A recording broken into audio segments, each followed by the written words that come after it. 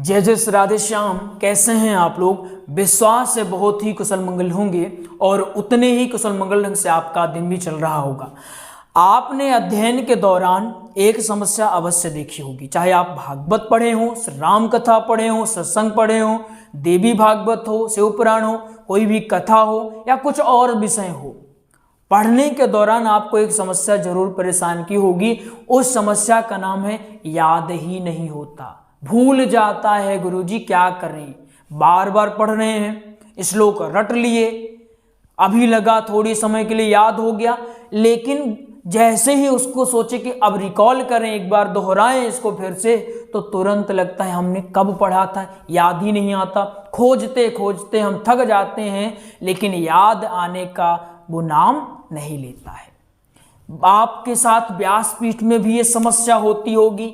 जैसे व्यासपीठ है, क्या है?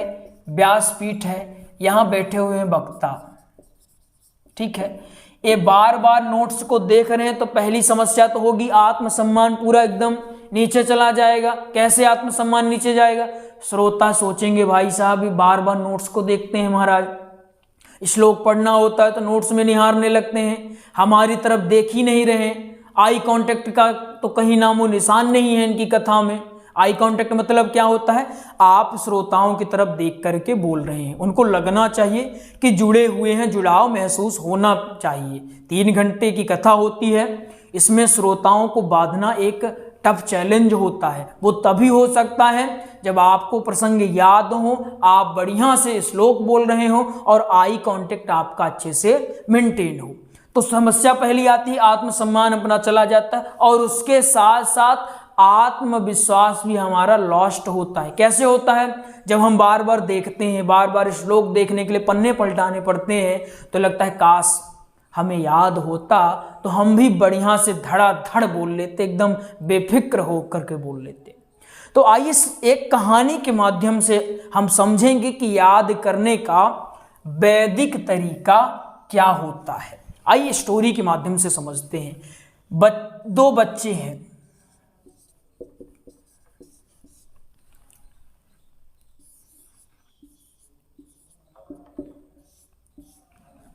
ठीक है।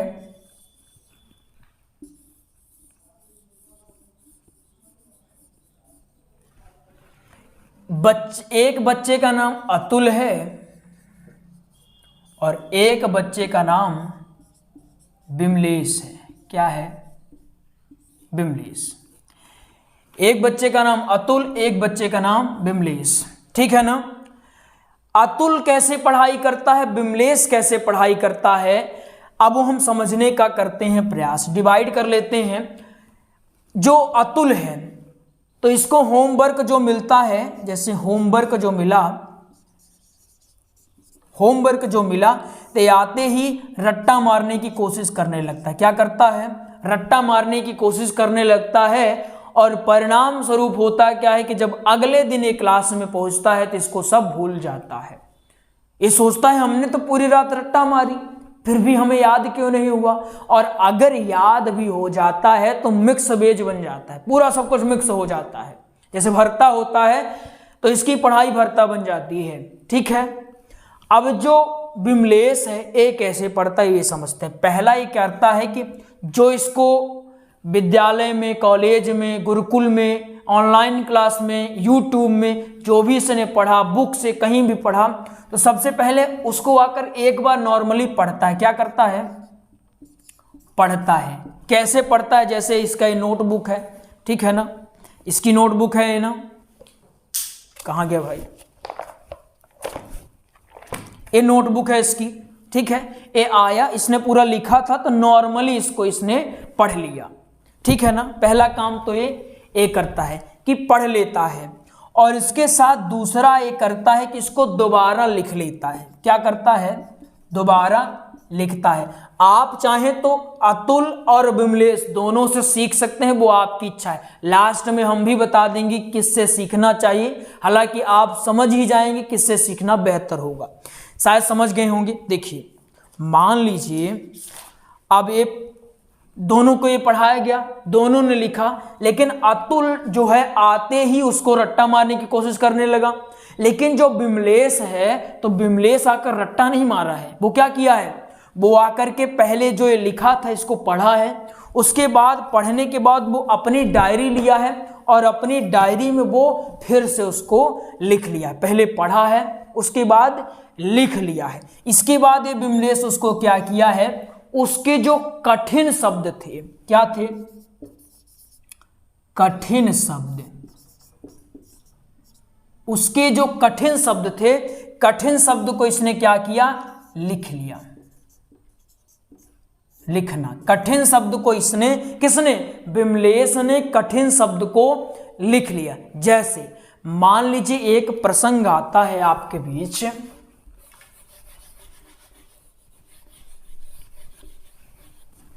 एक प्रसंग आपके बीच आता है धुंधकारी का,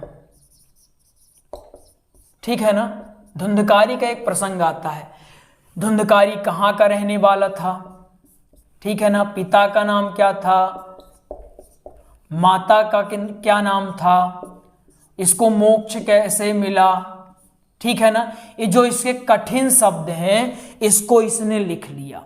आप भी ऐसे ही कर सकते हैं, जो आपको पढ़ाया जाए उसमें खोजिए कि कठिन शब्द क्या हैं, कितने हैं, और उसको छोटा सा, जो अपना छोटा सा एक कॉपी छोटी सी है उसमें आप उसको लिख डालिए, या फिर कोई कागज का टुकड़ा लीजिए उसमें लिख लीजिए। उसको चाहे तो दीवार में चिपका दीजिए या फिर अपने पॉकेट में रख के हर आधे घंटे बाद उसको देखते रहिए।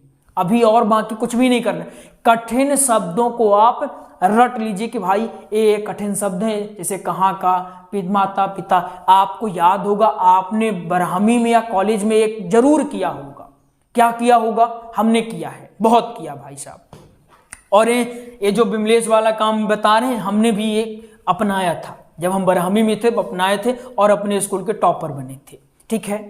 तो हमने क्या किया था, जैसे हमको कुछ पढ़ना था, है ना, जैसे हमको कोई बड़ा सा टॉपिक लिखा हुआ है तो हम सब कुछ नहीं याद करते। अपन क्या करते हैं, सब कुछ वैसे भी याद नहीं करते, जो उसके पॉइंट बिंदु हैं उसको हमने लिख लिया, उसको रट्टा मार लिया। अब बाकी की कहानी कथा खुद से बना ली। कॉलेजों में क्या होता है, आपका बड़ा सा आ गया कि जनसंख्या नियंत्रण कैसे हो सकता है वो बताइए, या फिर भारत में जनसंख्या वृद्धि के कोई कारण बताइए।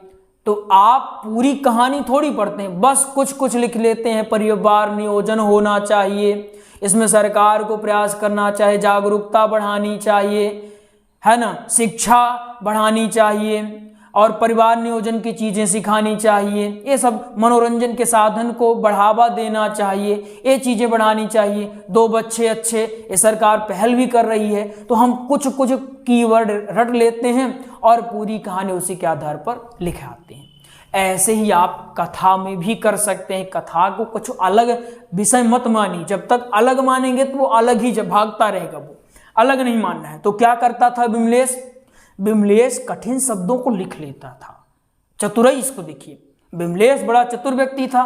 बिमलेश कठिन शब्दों को लिख लेता था और उसको रट्टा मार लेता था, और उसको जब रट्टा मार लिया तो आसानी से बोल दिया धुंधकारी थे, पिता का नाम आत्मदेव था, धुंधली माता थी, ये सब याद कर लिया करते थे। भैया का नाम गोकर्ण था। ये सब जो कठिन शब्द थे याद हो गया, और जो कहानी है इसने बना लिया खुद से।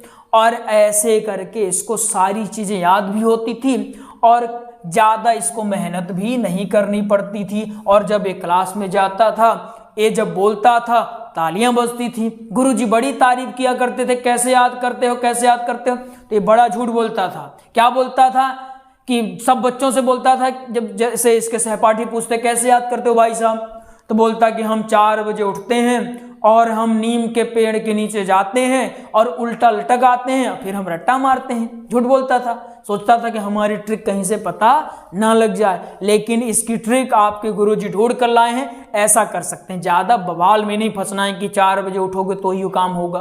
का जो रात भर पढ़ते हैं उनको याद नहीं होता है। हम तो रात भर वाले ठहरे भाई साहब, हम तो रात में पढ़ा करते हैं। बहुत ऐसे लोग हैं जो रात भर पढ़ते हैं, दिन में सो जाते हैं। तो ऐसा मामला कुछ नहीं है। आप अगर दिन में पढ़ लेते हैं अच्छी बात है, रात में पढ़ते हैं तो अच्छी बात है, सुबह पढ़ते हैं तो अच्छी बात है। जब आपको याद होता है तब याद करिए। इसमें न फंसीगा कि सुबह ही याद हो या रात को याद होता है, ऐसा कोई सीन नहीं होने वाला है। कुछ ऐसे मामले होते हैं, कुछ ऐसे ट्रिक्स होती हैं कि अगर उसके थ्रू याद किया जाता है, सीधे भागम भाग अगर लगेंगे तो मामला अतुल के जैसे होता है। अतुल क्या करता था, आकर के रट्टा मारने लगता था, हड़बड़ी करता था कि हमको कल याद ही हो जाए, याद ही हो जाए। लेकिन ये हड़बड़ी नहीं करता था। लिखने में और पढ़ने में कितना टाइम जाता, छोटा सा प्रसंग रहता, 30 मिनट में लिख लेता था, और जो कठिन शब्द है वो 10 मिनट में पूरे लिख जाते थे, और उसको कहीं भी चलते फिरते याद कर लेते हैं। आपने बहुत सारे बच्चों को देखा होगा, वो साल भर पढ़ाई नहीं करते, लगते दिन भर घूमते रहते हैं। जब रिजल्ट आया, भाई साहब कितना %, हमने टॉप कर दिया, अब क्या करें, गलती से टॉपर बन गए। होता है बहुत बच्चों के, हम तो मिलते ही रहते हैं, हमारे सानिध्य में ऐसे बच्चे आते हैं, आपने भी मिले होंगे कहीं ना कहीं ऐसे बच्चों से। वो कैसे पढ़ते हैं, वो दिखावटी वाला नहीं पढ़ते हैं। ये अतुल दिखावटी पढ़ाई कर रहा था कि सुबह पूरा बैठ गया पढ़ने के लिए, पढ़ रहा, आज रट्टा मारे जा रहा है, तरीका अच्छा है नहीं। और ये जो बिमलेश है साइंटिफिक तरीके से पढ़ रहा था या वैदिक तरीके से पढ़ रहा था। वैदिक तरीके कैसे होते हैं, आपको टॉपिक दे दिया गया और उस टॉपिक को रटाया नहीं गया, उस टॉपिक के माध्यम से कार्य करवाया गया कि आप उसको करके देखो, एक्सपेरिमेंट करके देखो। जब एक्सपेरिमेंट करोगे, वो अनुभव खुद लोगे, तब पता चलेगा क्या होगा। ईमानदारी जैसे एक टॉपिक, ईमानदारी। अब ईमानदारी अब पढ़ते क्या है, honesty is the best policy, है ना। ईमानदारी सबसे अच्छी नीति है, हमने पढ़ा है ना, सबने पढ़ा है। लेकिन क्या अपनाते हैं, बिल्कुल नहीं अपनाते हैं, है ना। अगर उसी को प्रैक्टिकल करवा के दिया जाए कि भाई देखो ईमानदारी में रहोगे तो क्या होगा, प्रैक्टिकली करो किसी के साथ, जैसे जा करके देखो, इसको करके देखो, ईमानदारी अच्छी है बुरी है वो छोड़ो, करके देखो, करके देखेंगे पता चल जाए कैसा है। समझ में आ गया ना। तो क्या करेंगे, बिमलेश कैसे पढ़ता है समझ में आ गया ना, अतुल कैसे पढ़ता वो समझ में आ गया। आज से आप लोग रट्टा मारना बंद करोगे ना, श्लोक के साथ भी ऐसे ही करना है। श्लोक आज आपने गुरुजी दिया एक श्लोक, आप उसको तुरंत जाइए पढ़िए, लिखिए। अब श्लोक में क्या होगा, कठिन शब्द तो नहीं आएंगे। यहाँ क्या करेंगे, यहाँ पूरा श्लोक लिख डालिए और पूरे श्लोक को थोड़ा एक बार नजर मारते जाइए। देखिए हमारे गुरुजी कहा करते थे, दादा गुरुजी, कि बेटा जो श्लोक होते हैं ना, ये कुएं के पानी के जैसे होते हैं। और वो भी कैसा कुआं, यहाँ रोज कुआं खोदना है, रोज पानी पीना है। इसको आप भी याद कर लीजिएगा, बड़ा मतलब काम की बात बता रहे हैं आपको। देखिए क्या कहते थे कि देखो बेटा, ये जो श्लोक और कथाएं हैं ये कुएं के पानी के जैसे हैं। वो भी ऐसा कुआं कि रोज खोदना पड़ेगा, रोज तुम्हें पानी पीना पड़ेगा। अगर आज नहीं खोदे तो तुम प्यासे मर जाओगे। जिस दिन भी तुम कुआं खोदना बंद करोगे उसी दिन प्यासे मर जाओगे। ठीक वैसे ही श्लोक होते हैं, एक दिन भी गैप हुआ तो आप 4 दिन पीछे चले जाओगे। इसको जितना जल्दी हो समझ लीजिए, ठीक है ना।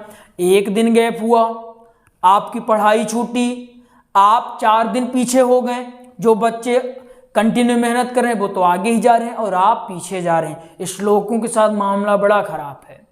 अगर इनको आप समय देते हैं, इनके साथ ईमानदारी दिखाते हैं, तो ये आपके साथ डबल ईमानदारी दिखा देंगे।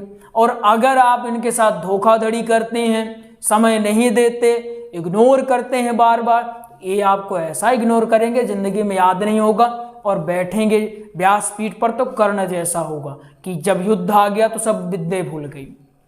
तो इस श्लोकों में विशेष याद रखिएगा, कुएं जैसे श्लोक होते हैं। यहाँ रोज खोदना है, रोज पानी पीना है, रोज खोदना है, रोज पानी पीना है। जिस दिन गैप होगा उस दिन प्यासे मर जाएंगे। तो ये अतुल और बिमलेश में से आपको क्या बनना है। अभी तक आप अतुल थे या बिमलेश थे, बिमलेश नहीं होंगे। बिमलेश होंगे तो याद हो जाता, अतुल रहे होंगे इसलिए आपको याद नहीं हुआ होगा। आइए आपको एक जानकारी देते हैं, इसके बाद आज की क्लास को करेंगे एंड।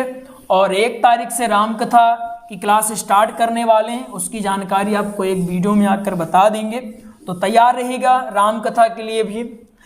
आइए आपको जानकारी देते हैं, हमने भागवत जी का, किनका, भागवत जी का, श्री राम कथा का व सत्संग का, किनका, सत्संग का हमने प्रॉपर नोट्स हमने तैयार करवा दिया है। क्या नोट्स तैयार, ये नोट्स रहता कैसे भाई साहब, ये रहता है पीडीएफ फॉर्मेट में, ठीक है ना। भागवत जी का नोट्स 1389 का है। आप कहें गुरुजी 1389 इतना तो नहीं है, तो यह कंप्यूटर टाइपिंग है इसलिए 1389 है। अगर आप हस्तलिखित लेते हैं तो वो 489 में, लेकिन ये हस्तलिखित है, ये भी याद रखिएगा, ठीक है। श्री राम कथा का नोट्स आपको 1449 रुपये में मिलेगा। सत्संग का नोट्स आपको 441 रुपये में मिलेगा। इसे प्राप्त करने के लिए इस नंबर में कॉल कर लें, नंबर है 8269386376। इस नंबर में कॉल कर लें, आपको नोट्स की और जानकारी भी दे दी जाएगी और नोट्स भी आपके लिए उपलब्ध करवा दिया जाएगा। तो आइए मिलते हैं अगले प्रसंग में, तब तक के लिए जय जय श्री राधे श्याम।